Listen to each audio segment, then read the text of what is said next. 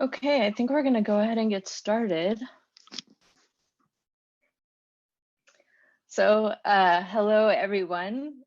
Thank you as always for joining us today. My name is Sydney or Sid Pickern. I'm a staff attorney here at DREDF, Disability Rights Education and Defense Fund, and this is Disability Access in a Coordinated Entry with COVID-19 Updates. Before we begin, I have a couple of housekeeping notes. We're asking that you please put your questions in the chat or send them directly to me at spickern@dredf.org.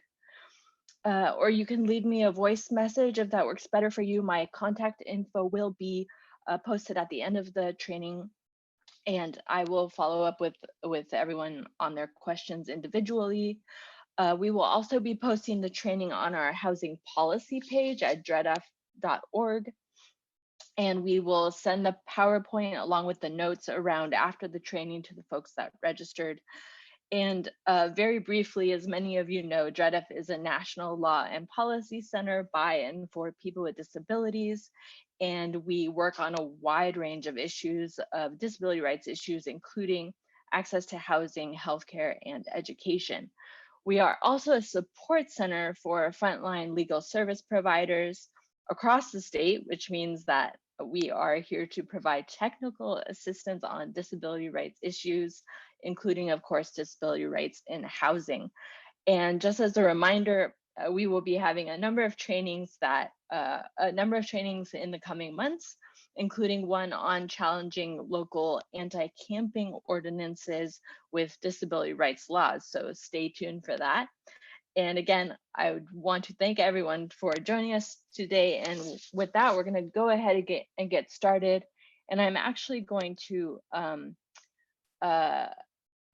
turn off my video so that we have no hiccups in terms of my internet can be a little challenging sometimes. So here we go. So why is this presentation important? So even before the pandemic, California was experiencing a homelessness crisis. We were and continue to be a state with one of the largest populations of people experiencing homelessness. And with the COVID-19 pandemic and its potential to exacerbate this issue once the eviction moratoriums once they expire, we know that the homelessness crisis will continue to grow unless real equity-focused community solutions are funded and implemented. With that being said, historically, there have been a number of factors that have contributed to the large numbers of people experiencing homelessness in our state. And these include the limited availability of affordable and physically accessible housing, which has meant that people with disabilities and people of color with disabilities have been unable to find affordable housing that meets their physical access needs. Other relevant factors have included people having to choose between paying for their healthcare and housing, and of course that wages and public benefits amounts are not in line with the high cost of living across the state. These factors and others contribute to the reality that many of the people who are experiencing homelessness are also people with disabilities. And this is really why we are having this presentation, because there are a number of federal homelessness assistance programs like the Continuum of Care and Coordinated Entry that have been designed for this population to help alleviate the homelessness crisis. And what we often see is that the local government entities and the service providers that contract with these entities to administer these homelessness assistance programs do not always meet their disability access obligations, which creates barriers to access for this population. So that's why a discussion of disability rights laws is important. And so the next slide is McKinney-Vento and the Continuum of Care program. So I wanted to give a tiny bit of history on McKinney-Vento and the Continuum of Care program before talking more specifically about some of some of its features. So in the early 1980s, the initial response to widespread and increasing homelessness was primary local response. Homelessness was viewed by the Reagan administration as a problem that did not require federal intervention. And so in the years that follow, advocates around the country demanded that the federal government acknowledge homelessness as a national problem requiring a national response. And so the McKinney Act of 1987, which was later renamed the McKinney-Vento Homeless Assistance Act, created a number of new programs to try to comprehensively address the needs of people experiencing homelessness. And these programs included food, shelter, healthcare, and education programs, along with the homelessness assistance grants that many advocates are familiar with, including the Emergency Solutions Grants, the Supportive Housing Program, and of course, Shelter Plus Care. And then in 2009, the HEARTH Act consolidated a number of these housing programs into one grant program called the Continuum of Care program, which focuses on the longer term housing and services needs of homeless individuals and families. And so the Continuum of Care program is administered by the Department of Housing and Urban Development, or HUD. And to add a slight bit of confusion, HUD requires its grant recipients to form a local continuum of care made up of nonprofit service providers and local governments to carry out the requirements of the program.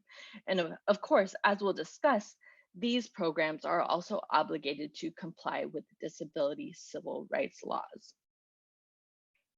So coordinated entry, what is it?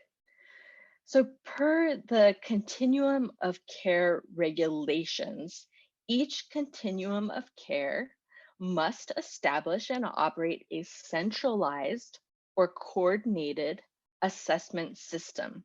And so what does that mean? Well, coordinated entry is defined as a standardized way for individuals and families who are either at risk of homelessness or are experiencing homelessness to be assessed and referred to the services that they need. This, of course, includes housing if it's available, but also mainstream resources like healthcare and public benefits access.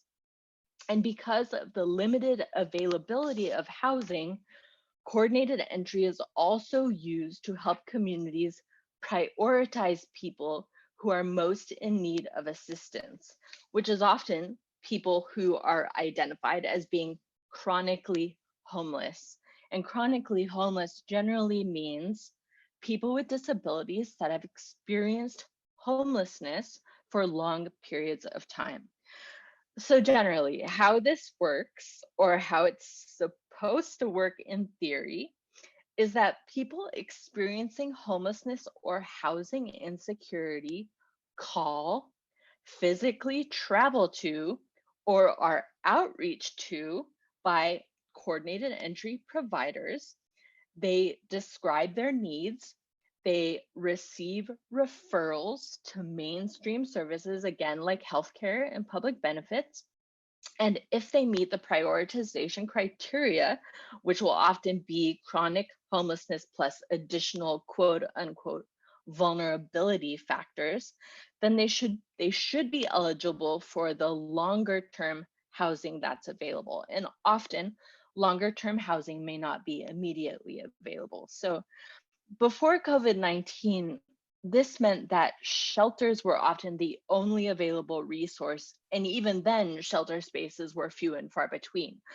And since COVID-19, for the counties that have Project Room Key funding, which is hotels and motels that are utilized to house people experiencing homelessness who are more susceptible to severe illness from a COVID-19 infection.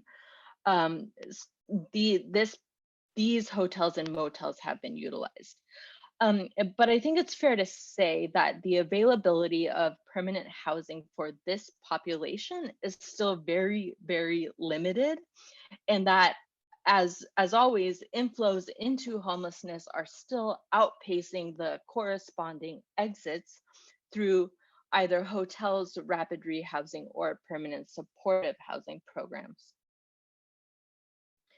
And so prioritization factors, I wanted to say a little more here about the different factors that can be considered when someone experiencing homelessness is being assessed via coordinated entry for housing and services. So as I mentioned earlier, the coordinated entry process must include a standardized assessment tool, which is essentially a scored questionnaire that asks about a person's experience and history with the following items. So, significant health, behavioral health, or functional challenges, including any physical, mental, or developmental disabilities, people at increased risk of severe illness from COVID-19 infection, high utilization of crisis or emergency services, and this could be emergency rooms, jails, and psychiatric facilities,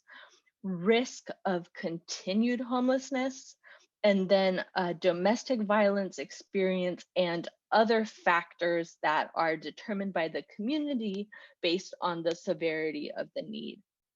So these factors are used to prioritize or narrow the criteria for who is eligible for assistance based on severity of need.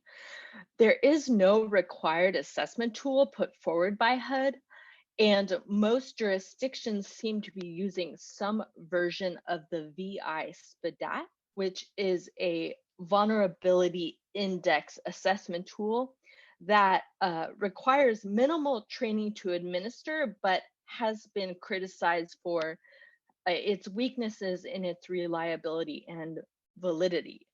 So I want to point out here, however, that continuums of care are actually required to make their assessment tools publicly available per HUD notice. So as advocates, we can see which prioritization factors are used in our communities and potentially advocate to have some input on those factors. So the next slide is disability civil rights protections. Many of you are going to be familiar with these laws, which come together to provide a powerful level of protection for people with disabilities interacting with federal, state, and local programs. And as many of you know, Title II of the Americans with Disabilities Act prohibits disability discrimination in state and local programs, services, and activities, and covers service providers that contract with these entities to help administer these programs. And of course, Section 504 of the Rehabilitation Act of 1973 provides similar protections, but covers public and private entities that receive federal financial assistance, which would be HUD assistance in this example via the Continuum of Care program. And then the Fair Housing Amendments Act of 1988 was the first law that prohibited discrimination against people with disabilities in housing, and is a valuable tool to help ensure that people with disabilities can maintain their housing once they're housed. I've also put here the HUD Continuum of Care regulations, which basically reiterate that local governments and the providers they work with must comply with all the previously mentioned federal laws, which is powerful, but it does not, the regulations do not provide specific disability access requirements that would be more useful for the service providers and the people with disabilities that they serve. Below the regulations, I've included HUD Notice CPD 1701, which came out in January 2017. This is another source of law per the Continuum of Care regulations that applies specifically to Continuum of Care programs and actually provides some specific examples of disability access requirements and coordinated entry. Really quickly, these include access points must be accessible to individuals with disabilities, including accessible physical locations. Written policies and procedures must document steps taken to ensure effective communications with individuals with disabilities. And there are a number of others which I will paste in the notes and so folks have access to. There are, of course, state and local protections, which can be even more protective than their federal counterparts. So I just want to say, don't forget to look at your local disability access ordinances when you're thinking about a specific issue. So disability access policies to advocate for. So these are some of the fundamental access policies that we look for in government benefits programs, and these come predominantly from Title II of the ADA. And a few of them are reiterated in that HUD 1701 notice. And these are basic access provisions that help support people with disabilities to access government benefits in a meaningful way. So just going down the list here, and I will put the supporting sites for these provisions in the slide notes, but let's talk about notice of rights. So a notice of rights is something that needs to be available to applicants and beneficiaries to inform them of their disability rights in an easy to read and understandable way. This is something that should be given to people who, quote, come in the front door and not posted up on a wall in an obscure corner of an assessment site where no one would know to look. And so some of the key provisions of a notice of rights include the right to request reasonable accommodations and effective communications, a clear explanation of what these terms mean, which I will include in the slide notes and also outline in a second, the process by which decisions are made on these requests, including the timeline for the agency or designated employee to respond and for the consumer to appeal, and of course, the right to file a disability discrimination complaint, which should also include the contact information for the local ADA coordinator and a process for considering the complaint.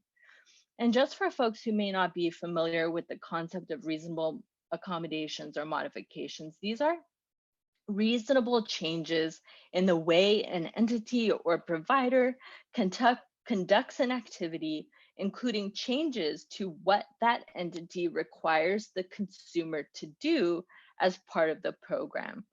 And effective communications ensure that people with disabilities can communicate with, receive information from, and convey information to a provider, which, for example, could be requesting program materials be made available in large print.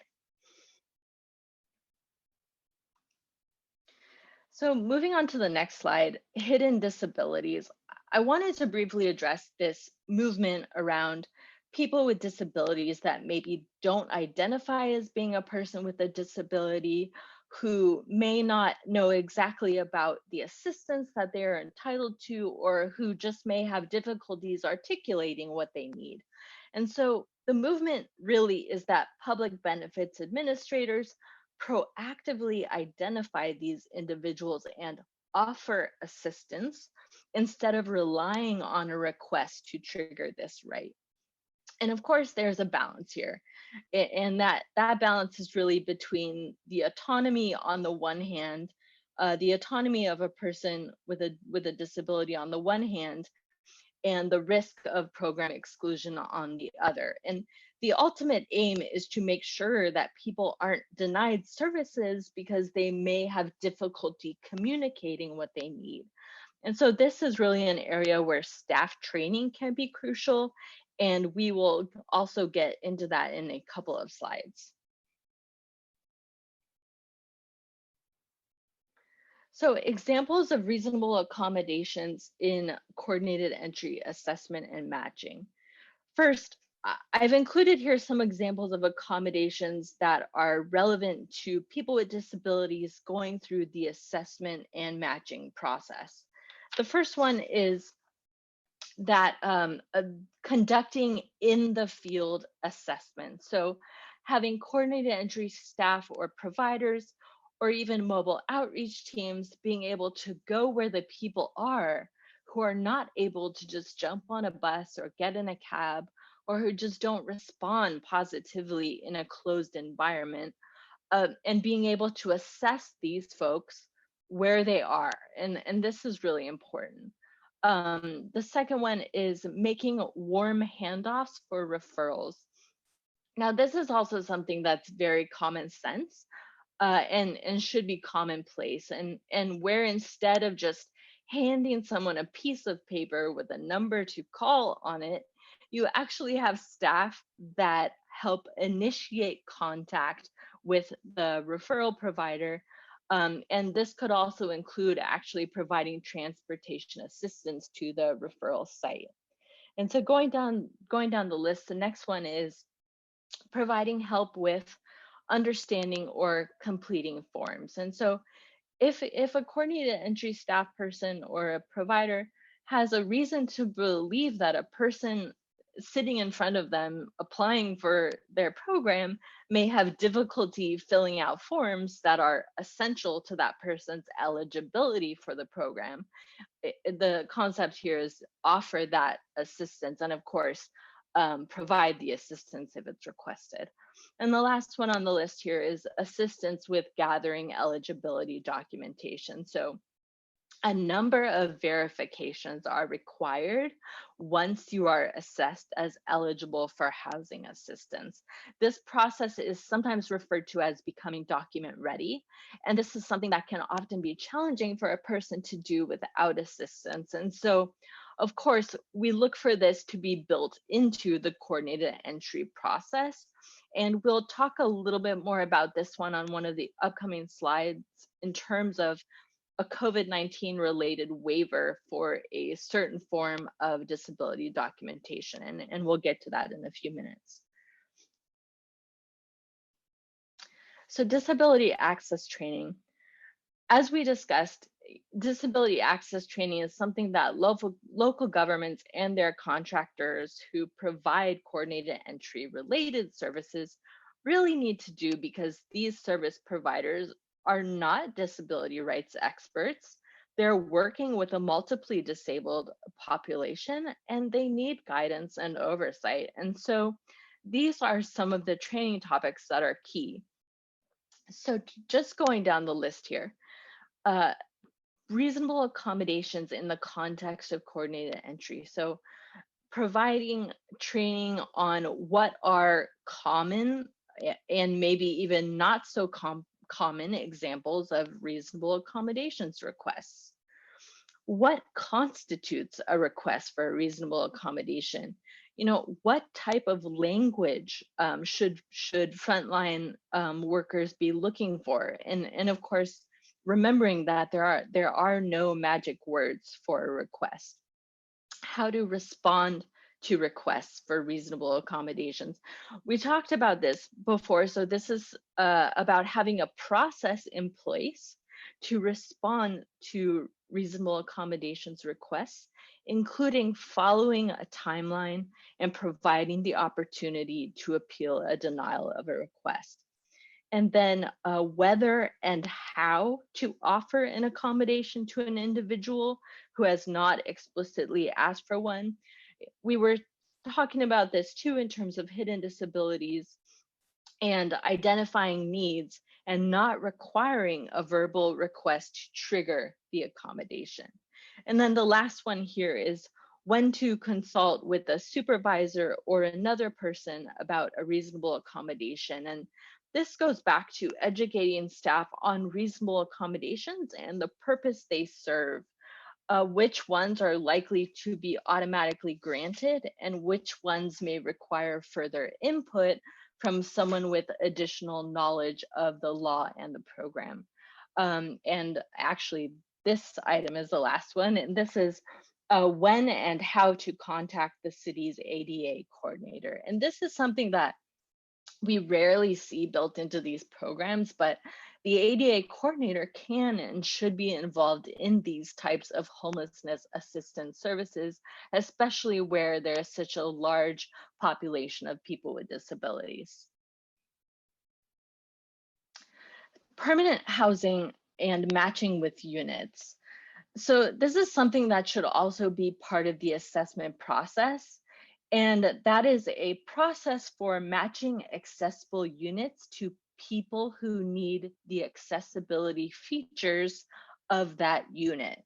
So a portion of housing filled through coordinated entry should have units with features that make them accessible for people with mobility disabilities and for people with sensory disabilities. And so not only should people be asked during their intake whether they need a unit without stairs, for example, but the system itself should include a process for, number one, identifying and tracking accessible units, identifying and tracking people who need an accessible unit due to a disability, and then of course, prioritizing accessible units for people who need the accessibility features of those units. So the next slide is coordinated entry transparency. And this is really just a little reminder slide, less related to disability and more related to the transparency and the understanding of the coordinated entry process, how prioritization decisions are made, and just more general rights of program applicants and beneficiaries. And so just going down the list, prioritization policies and procedures must be made publicly available. This comes from the HUD 1701 notice. So if you're having trouble accessing these documents, you could send a gentle reminder to your housing or homelessness departments or folks, or the lead continuum of care agency, and remind them that actually no, this is the law. The second one, the Continuum of Care's written policies and procedures must include a process to appeal coordinated entry decisions. And again, this is less about disability access and more about assessment, prioritization, referrals, and placement decisions, and being able to appeal whether the denial of those decisions or if you don't agree with them. And the last one is, of course, you can ask for these documents via a public record act request. Many of the coordinated entry related documents are subject to the California Public Records Act. So this is another option to help gain further understanding of your local coordinated entry program. So COVID-19 updates in coordinated entry process requirements. So there have been a number of updates to coordinated entry requirements since the pandemic started, and some of them have expired, but these are a few of the key updates that are still live. And I will provide links to all of these in the slide notes. And so the first one on the slide, and this comes from the Continuum of Care FAC ID 3735, is that continuums of care can alter their assessment processes to prioritize people who are susceptible to a severe COVID-19 infection. And these categories of susceptibility have been defined as people who are 50 years older, and then of course people of all ages with certain health conditions. And I will definitely list those health conditions in the slide notes. HUD has also issued a number of waivers of continuum of care regulations since the pandemic started. And the ones I've included here are not exhaustive, but they are important, and they relate to the eligibility process into receiving housing.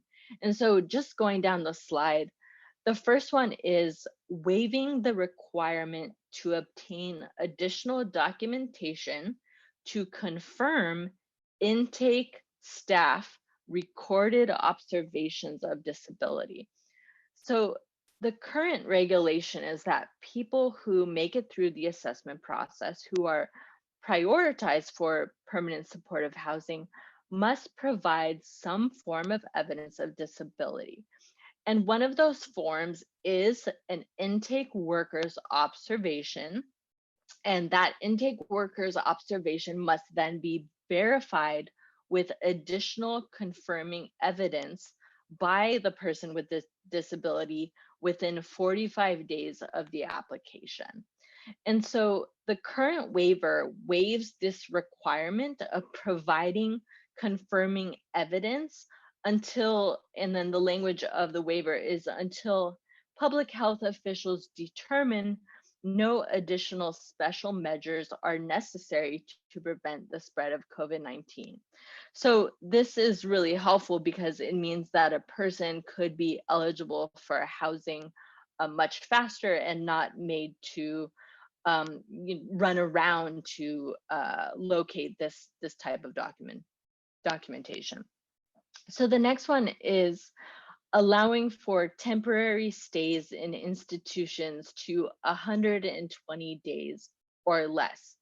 And this actually ends in March, at the end of March.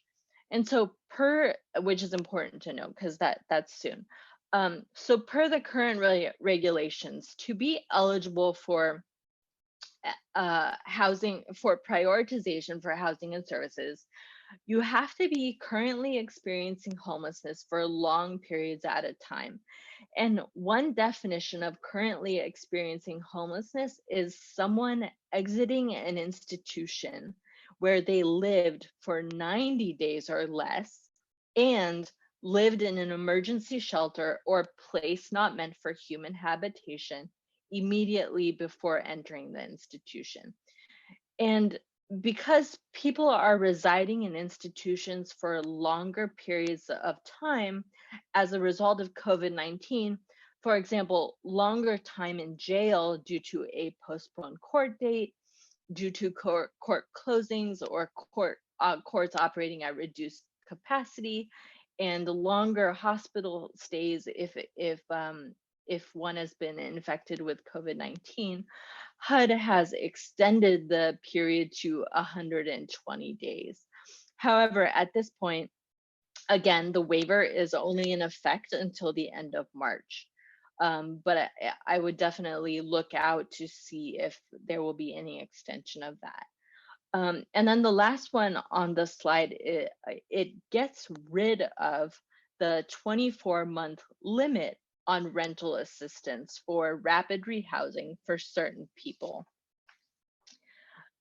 So the current regulation is that Continuum of Care program funds may be used to provide up to 24 months of tenant-based rental assistance. And so the 24-month rental assistance restriction is waived for program participants in rapid rehousing projects who have reached the 24-month marker of rental assistance beginning on May 22nd, 2020. And then it extends until, again, a state or local public health official has determined that special measures are no longer necessary to prevent the spread of COVID-19. So program participants will be eligible to receive rental assistance until 3 months after the public health official has deemed these special measures no longer necessary. And so I thought these were helpful to include. They're relevant, and for some of the folks working with people with disabilities on the webinar today, some of these waivers in particular could be relevant for these folks. And so we're getting to the end of the presentation. I've included here some resources. Of course, I have to give a shout out to DREDF's own uh, policy guide on coordinated entry called Legal Obligations, Model Policies and Practices to Support Persons with Disabilities in the Coordinated Entry System. I will, of course, include links to all of these in the slide notes. I also thought the National Low Income Housing Coalition's overview of the McKinney-Vento homelessness assistance programs was helpful. And then, of course, I just wanted folks to have the HUD notice that outlines some of the specific access requirements of coordinated entry. And then, of course, I included a article on homelessness and Black history talking about access to housing. And so, that we are at the end of our presentation. I want to make sure, first, I want to thank everyone for joining us, and I want to make sure that folks are able to either put their questions in the chat, and also please email me at spickern@dredf.org. And then, of course, you can call and leave a number message for me. My number is area code 510-644-2555, extension 5253. I want to give a special thanks to our ASL interpreters and our captioner. And I just want to thank folks for joining us, and I want to I realize this is a busy time, and I just really appreciate your attendance, and I hope that you'll join us again for our additional trainings in the future. I hope that everyone has a good rest of their day, and DREDF will be talking to you soon.